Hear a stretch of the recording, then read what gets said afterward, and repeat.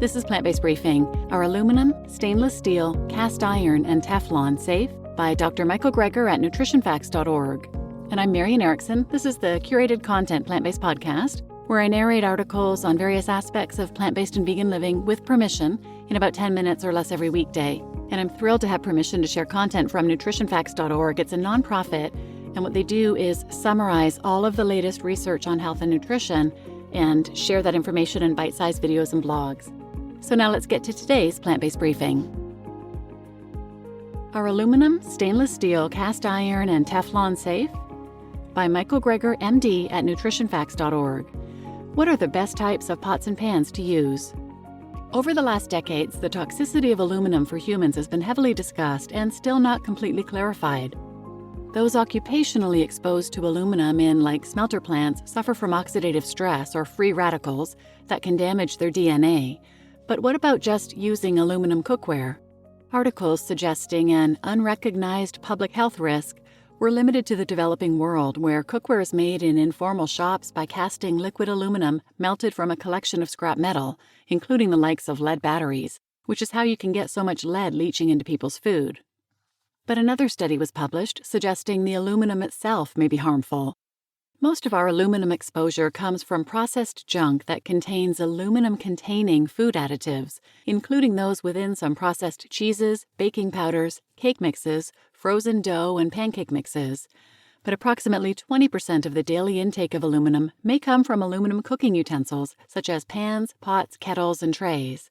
To see if this may be causing a problem, they took blood from consumers who used aluminum cookware versus those who did not, and found that not only were the aluminum users walking around with twice the level of aluminum in their blood, but they had more free radical damage to their body fats and proteins. And the total antioxidant capacity of their bloodstream was compromised, so no surprise, they suffered significantly more DNA damage. And indeed, those with the highest levels of aluminum in their blood tended to suffer significantly more damage to their DNA. No surprise, since aluminum is considered a pro-oxidant agent.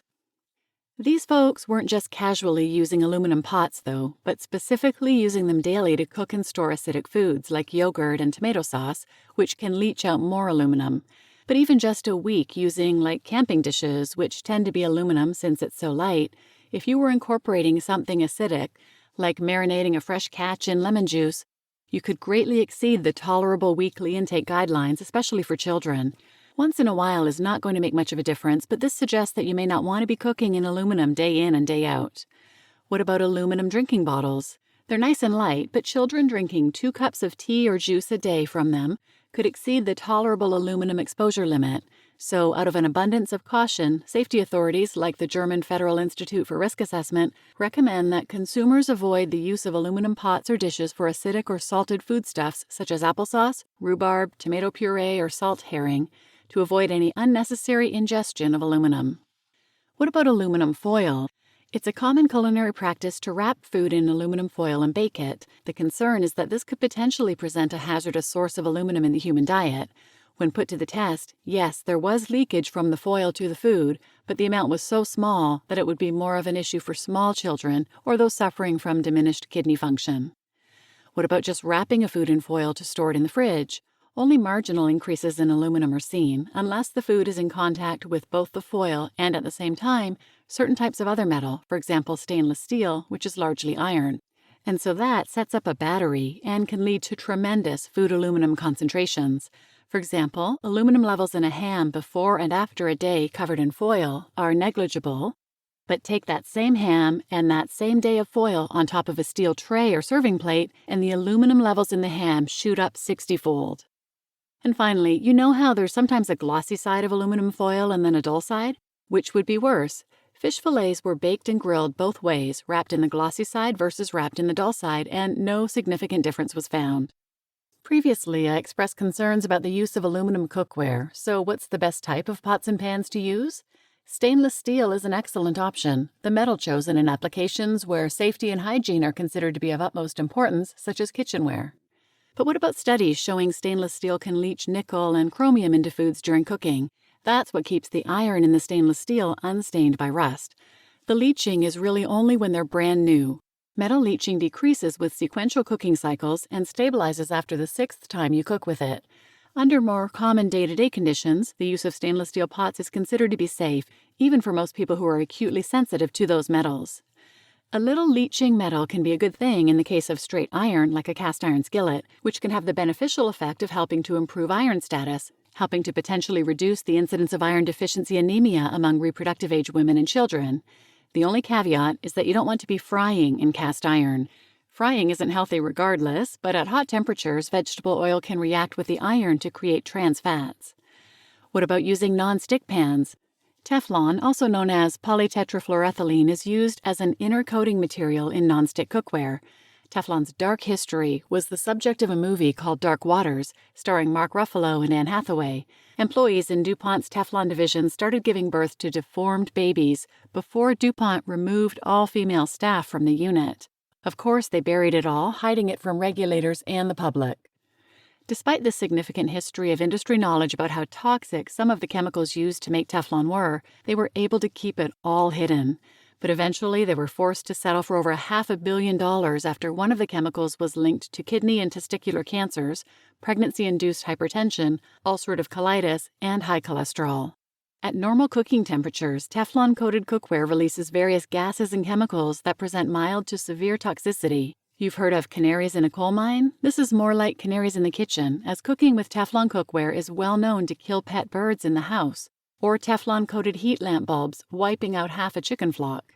Apart from the gases released during heating the cooking pans, the coating itself starts damaging after a certain period. It is normally advised to use slow heating when cooking in Teflon-coated pans, but you can imagine how consumers might ignore that. And some of the Teflon can start chipping off if you're not careful, and make its way into the food, though the effects of ingestion are unknown.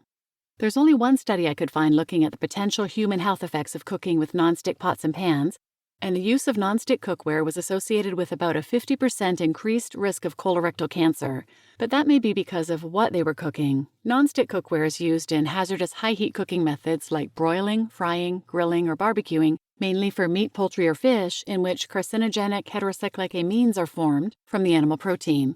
And then the animal fat can produce another class of carcinogens called polycyclic aromatic hydrocarbons, though it's possible it was the Teflon itself, which contains suspected carcinogens like that C8 compound from the movie, also known as PFOA.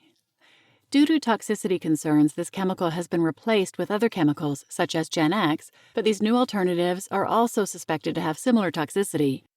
But we've already so contaminated the earth with it that now we can get it pre-packaged in food before it's even cooked, particularly in fish, dairy products, and meat, which is now the main source of human exposure to these toxic pollutants. Of those, seafood is the worst.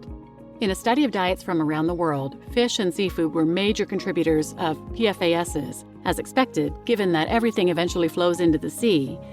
Though the aquatic food chain is the primary transfer mechanism for these toxins into the human diet, food stored or prepared in grease-proof packaging materials like microwave popcorn may also be a source. And in 2019, Oral-B Glide dental floss was tested. 6 out of 18 dental floss products they tested showed evidence of Teflon-type compounds. So, did those who used these kinds of floss end up with higher levels in their bloodstream? Yes, apparently so. Higher levels of PFHXs were found in Oral-B Glide flossers. There's lots of environmental exposures in the modern world we can't avoid, but we shouldn't be making things worse by adding it to consumer products. But hey, at least it gives us some power to lower our personal exposure to these harmful chemicals. You just listened to Are Aluminum, Stainless Steel, Cast Iron, and Teflon Safe? By Michael Greger, MD, at nutritionstudies.org. And I'm your host, Marian Erickson. If you'd like to listen to another episode about cast iron cooking for vegans and how to do it, check out episodes 83 and 84. It's a two-parter. I'll link those in the show notes as well. And please share this episode with anyone who might benefit, and thanks for listening.